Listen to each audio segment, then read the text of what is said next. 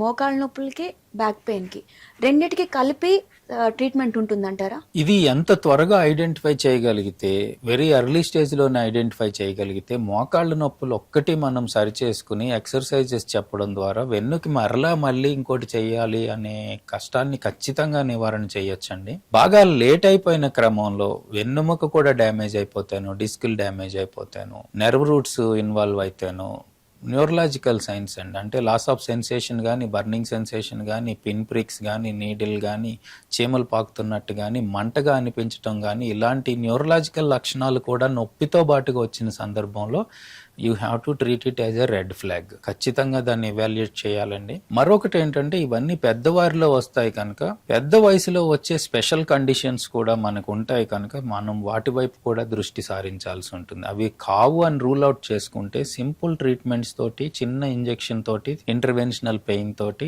ఖచ్చితంగా మోకాల నొప్పిని, నడుము నొప్పిని నయం చేయగలుగుతాం.